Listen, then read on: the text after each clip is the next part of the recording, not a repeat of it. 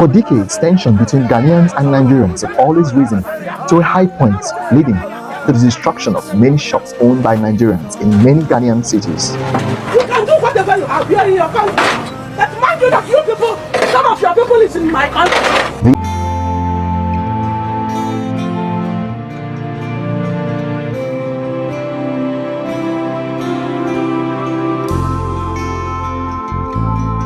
Thank you so much for tuning in to see what we have going on here today.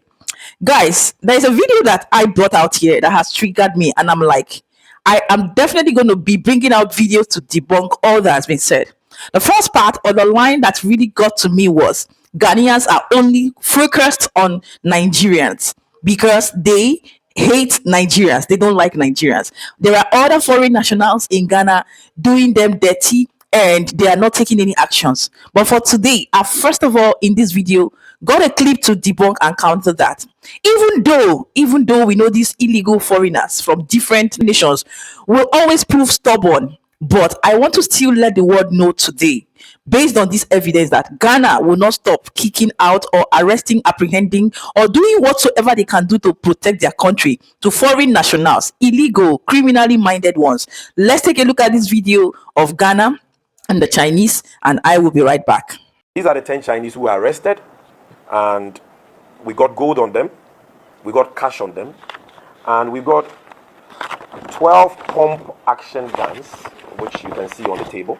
I don't know why these Chinese nationals are so obsessed with Ghana's gold like this. Imagine, Ghana has been sounding the alarm for months, warning that foreign nationals are banned from trading gold in Ghana. And just 3 days ago, the new law officially took effect. Now guess what happened just the day after? 10 Chinese nationals were busted right inside a private residence in Asankragwa, caught red-handed trading and smuggling gold, not in a market, not in an office, but in a house that has been secretly turned into gold smuggling hub. And among all the arrests made so far, because we have been reporting each and every arrest, this particular one is the most dangerous group, because what the Gold Board Task Force found there were gold, 1.3 million cedis in cash, pump action guns, casino cars, and even records of their gold transactions. Gold Board CEO Sami Jamfi says this is a turning point, and this time there will be no deportation. These suspects will face full prosecution under Ghanaian law. These are the 10 Chinese who were arrested, and we got gold on them, we got cash on them, and we got 12 pump action guns, which you can see on the table. So these are very dangerous people, very, very dangerous people. They are doing in Ghana things that Ghanaians will not dream to do in their countries. And we are working with the police to see whether these weapons are even licensed, whether these weapons are even licensed in the first place. And we also got a lot of cartridges that the national security personnel here will make available to you. The casino cards we got, these are not all. We have a lot of them. These are not all. And when you see a casino card like this, it is money. And they are so important to them so that the casino cards were in the two huge safes that we can make available to you for you to photograph. And these are the pieces of the gold bars that we got from them. You can see that for them to have been able to convert the gold into this form, it means that they have a foundry. Because when you mine gold, it comes in the form of nuggets or powder. So these are gold nuggets and gold powder, and we of course to believe that they have a lot of gold in their possession. And this gold they don't export, they smuggle. And when they smuggle, the dollars that must come back for the Bank of Ghana to show up, our foreign reserves and balance of trade payments, so that we can have a strong Ghana cedi, and so that when we go to the market, prices will be affordable, inflation will be under control, because imported goods are being brought in, with a strong Ghana cedi. You won't get that, because these guys are just destroying our country. They don't care about economy, and that is why the president is supporting us to arrest them and make sure that they face the full rigors of the law. In gold trading, there is a way gold traders write receipts. All the things you see in my hand here are gold receipts. So you will see the density, you will see the weight, the gross weight, you will see the purity, you will see the price per pound. All these documents I'm holding are gold receipts. So these are the receipts that most gold traders use in Ghana. They don't use the normal receipts that you are accustomed to. So when you see this on somebody, then you know clearly that the person is in the business of buying gold. And currently, it's a crime for a foreigner to buy gold in Ghana. So we know what we are talking about. All these records, even though we don't understand China or the Chinese language, we've gotten an interpreter who is working with our investigators. And it is very clear that these are all records of gold that has been bought over a long period of time. And so we will pursue this matter to its logical conclusion. We want to get to the bottom of it. We want to know who is behind them. We want to know who is sponsoring them. How much gold have they bought over the period? Where is that gold? How is the gold taken out? Who are the accomplices? Are there any Ghanaian accomplices, if any? We are working on that, and we shall update the public. But the question still remains, why does this keep happening? Why do foreigners feel so comfortable breaking our laws and exploiting our resources? A very big respect to the Gold Board Task Force for acting fast and sending a clear message. This is the kind of bold action we need now. All right, thank you, my brother, because they are stubborn, they are adamant. These Chinese, I've always known them. They are all over, even in Nigeria. But how many times do you see these kind of things from Nigerians? These kind of fast, quick actions, like you rightly appreciated the Ghanaian government.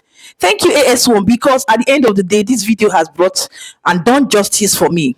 For those Nigerians who are hypocritical and who always want to indict Ghana, have you now seen that Ghana is always fighting against crime, illegal miners, corrupt people, criminals, especially Nigerians, because they are the most populated, doing the most. Like now, these people are fighting against the resources of the country, right? And they are constantly keen on it. This one has to do with the resources, and Ghana is still fighting against them. The government is fighting against them. Like you rightly heard, they will face the wrath of the law. Did you hear it from my mouth? On the other hand, Nigerians are fighting against the peace, the security, the safety, the lives of innocent citizens in Ghana, both Ghanaians and Nigerians and other foreign nationals. They are fighting against the wealth, like disrupting the peace, robbing in the bank, and all these things have to do with disrupting the wealth, the economy as well.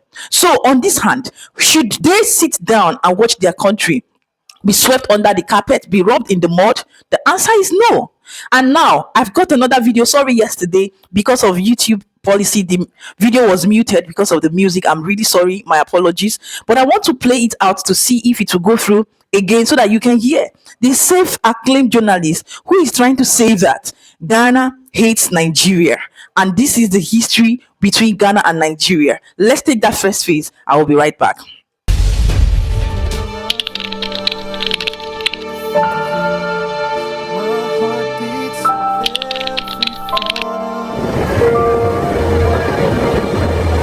My name is Ndume Green. I am a Nigerian journalist.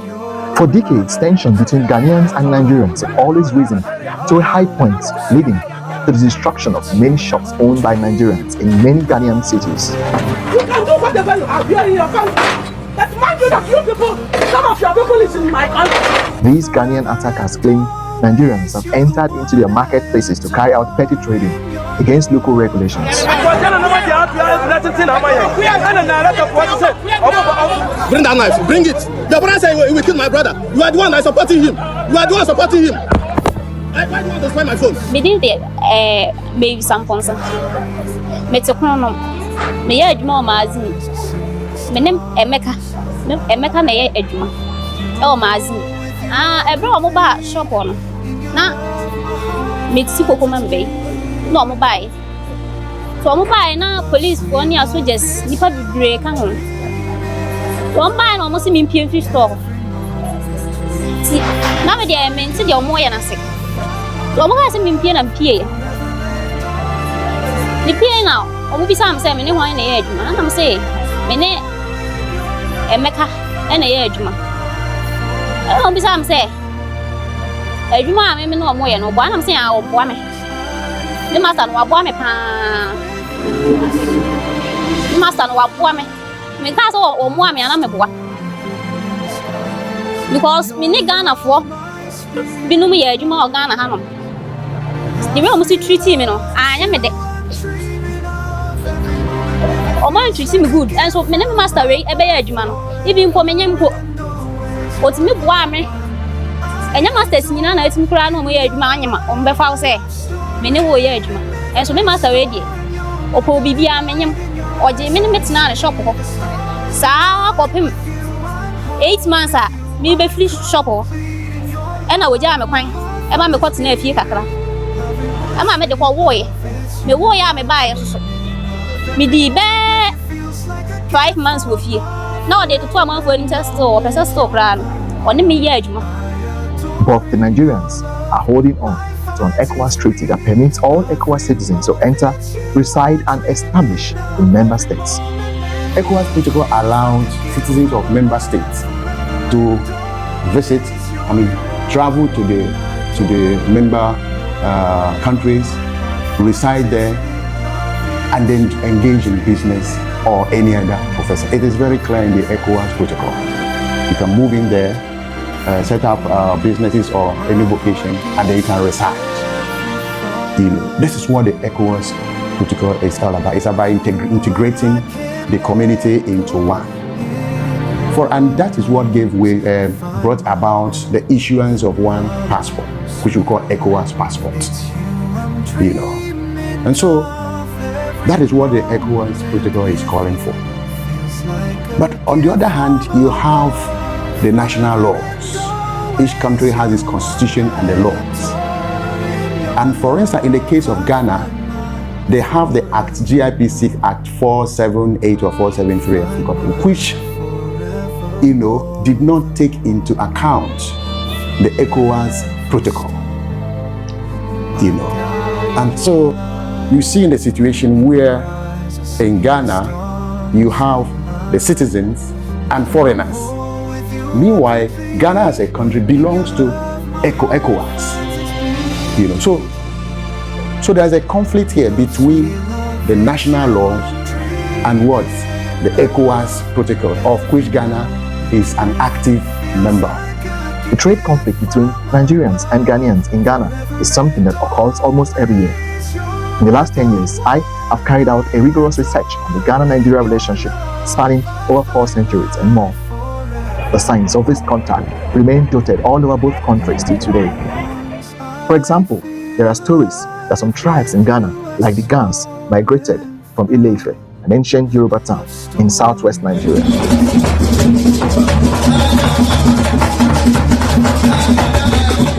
A narrative widely believed by a large section of the Ghana people who even in recent times have visited Nigeria to pay allegiance to the Oni of Ife. You cannot have a life if you don't have a home. Now that I'm here to connect with the source, I believe. Loaded quarters. It is still there. We didn't change the name. We didn't change the same way, the same mannerism. People that are still there, you will feel validation of your people. They are still intact.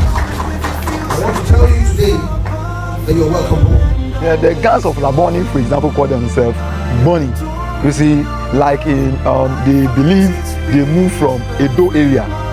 Edo as in Nigeria is now, they call them Benin people or Benin Republic. They come from that particular area, and so they believe that they come from Bonny area in Edo kingdom in the past. And the Edo kingdom has historical connection with the Yoruba kingdom. I have read a lot of Nigerian history, and I know how they narrate the history of how the Edo prince left from the Ile-Ife to the Edo area, a kingdom they used to call Igodo, which is the Edo kingdom today. So for the for the Gans of Laboni, they believe they came from that particular area to stay in Ghana, and they are part of the Ghana people.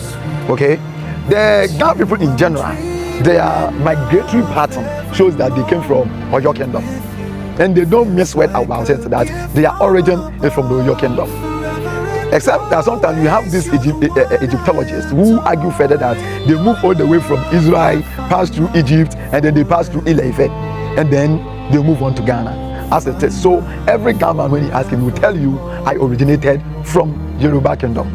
Even at the moment, the special advisor on economic affairs, Dr. Alolu, is there with Dr. Baumia. He's a Yoruba front and back. Dr. Alolu. All these Chinese loan, he is the one drafting everything.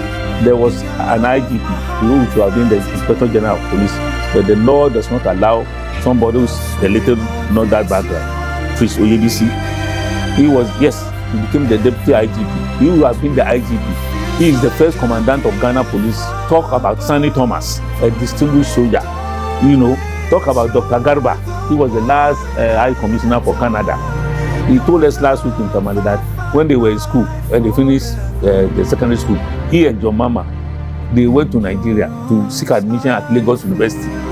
So when they went, they asked them, yes, you are from where? And he said, oh, I'm from Ogbomoso. Said, okay. John Mama, you are from where? He said, from Lagos. Okay, we will accept your this thing, but go and bring your tax clearance certificate from your parents. Say that is where both of them, they fail. Because he is an Ogbomoso man, he doesn't know anybody to go, he has not been going there. Neither John Mama, his stepfather is a Yoruba, his stepmother is a Yoruba. A Nigerian event in the Ghanaian capital, Accra. Speculative figures put the current number of Nigerians in Ghana above 1 million.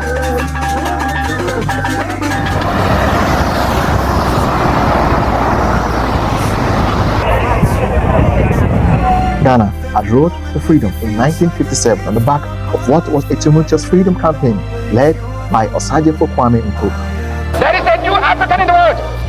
That new African is ready to fight his own battle and show that after all, the black man is capable of managing the whole affairs.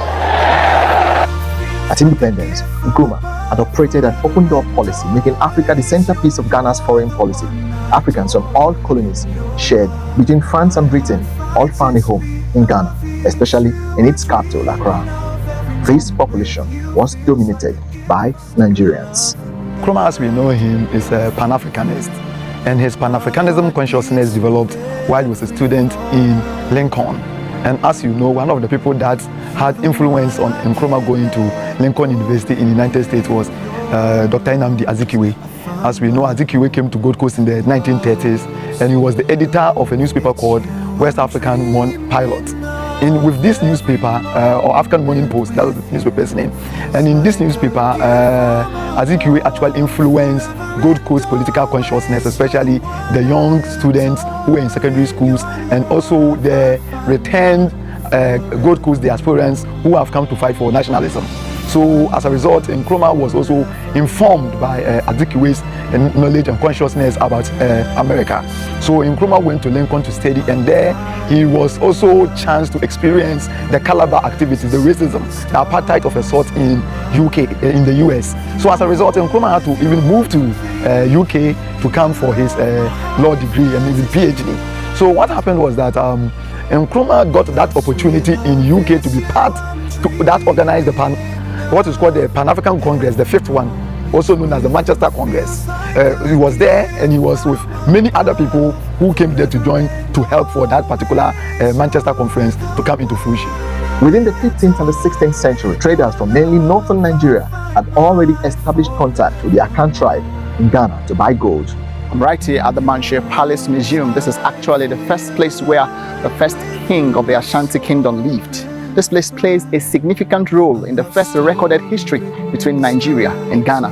In 1873, when the Ashanti Kingdom had fought hardly against the British colonial rule in Ghana, it was the global Hausas that the colonial government mobilized from Nigeria, known as the Hausa militia, to join them to be able to defeat the Ashanti Kingdom. It was difficult for them to have done so without that mobilization. So when we talk about the Hausa Fulani that come to Gold Coast, as I told you earlier, there was a trade which spanned from the 1700s, where the Hausa Fulani traders were trading in kola nuts from Kano to Salaga. Salaga is in the northern part of Ghana, and that is where the kola nut trade was. So the Hausa traders come all the way from that place. Now, when Asantis conquered the northern territories around 1750s, some of the Hausa traders and scholars who were trading there were captured, and they were brought to the Asante-Hene's palace, and some of them became the scholars that were writing Asante-Hene's household history. So if you go back to history, even before the British brought the Hausa soldiers to come and fight from Nigeria, to come and fight in the 1824 Battle of Akatamanso, that is where they came in to fight. So they came to fight in 1824 for the British and other southern Akan states who fought against the Ashantis in 1826. In that fight, the Ashantis were defeated. And so the Hausas who were there, some of them were made to stay in Cape Coast originally. So they stayed in Cape Coast in Central Region, where they were made to be used to start what is called the Gold Coast Constabulary. That is the police. So the Gold Coast Police apparently was started with the Hausa Fulani warriors that came to fight for the British. And the Yoruba started coming to Ghana, to Gold Coast, well over 200 years ago. There is a history that there was a time when the Ashantis even go for the Yorubas to come and help them to defend them during some wars. That is the Oyo Constructive, the Oyos, the mercenaries from Oyos. But coming down here now, it became official when the British came down to Gold Coast, and they wanted to build some castles and forts and do some other forts. They realized that the natives are not willing, they are not cooperative.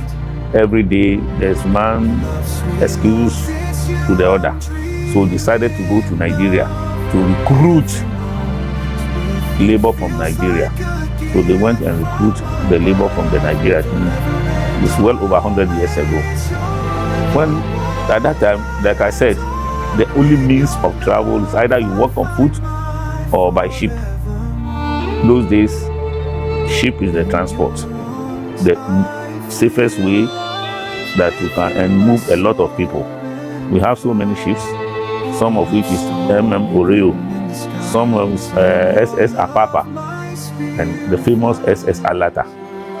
Now, when the people were recruited, they were full in the ship. So the colonial masters thought that no, it will not be easy to habitate all of them at one place. So they took some, they dropped some at Pram Pram, dropped some Yorubas at Pram Pram. They came again. When they got to Osu, they dropped some there. Then they came to English, Alata, Jamestown, and brought the bulk of them there.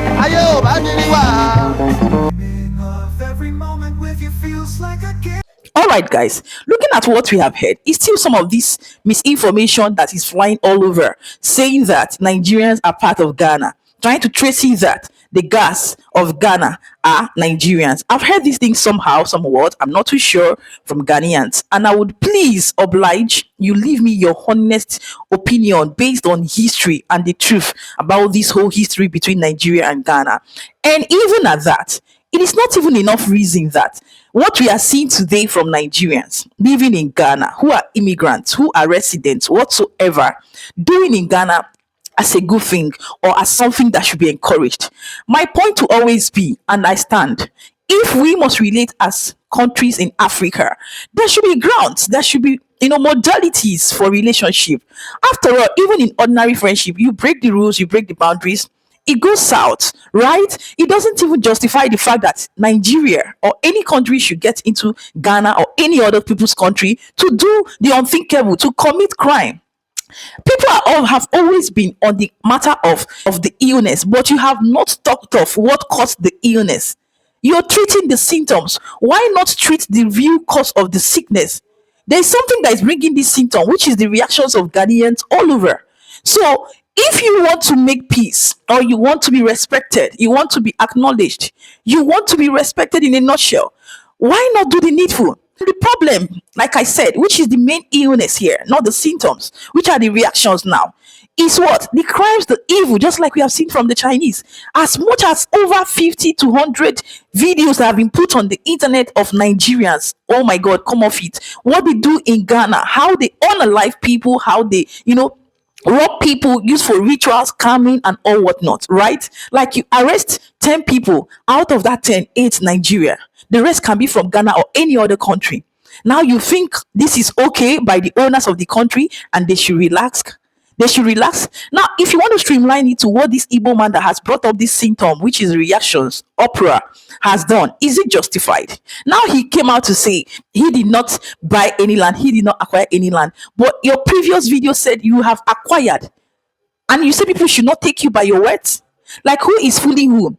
When I see all these videos of, people trying to indict and blackmail Ghana, it pisses me off, it triggers me, and I will never sit down and watch that happen. And that's why I brought it out based on what we've heard. Please, let's give our honest opinion, review, analysis in the comments constructively and respectfully, right? And let's share this video for more visibility so that more people will well into this matter, and let's have issues resolved amicably. I am for peace. I want peace to reign, but let us treat the problem, the taproot of our problem. Let's get deep and treat it so that when we heal, we will heal completely. I don't know how to laugh with somebody that I am not happy with. If I'm happy, I'm happy. I don't know how to pretend. So that's why if I want to make peace, I go for dialogue. I open up. I tell you my whole heart that this is what is my problem or my issue with you. We sort it out amicably, or if not, we go our separate ways. Life goes on. That is it. So this is how it should be, not judging on the surface, blackmailing and indicting. It doesn't work that way, please. Nigerians, let's understand these things. Every reaction, there is an action that sprouted it. Note it. So not when you take an action and the other person reacts, they become the victim. You who did the act first will begin to play the victim against the person you have acted upon. Where does it work? It's like beating a child and telling the child not to cry. Guys, I can go on and on, but let me hold up here because of time constraint. Like I said, leave your thoughts, your opinion, your input in the comment section. Share this video and stay subscribed if you like it on here. And keeping it real, happy, safe, and blessed. I will see you in my next one. Ciao, ciao.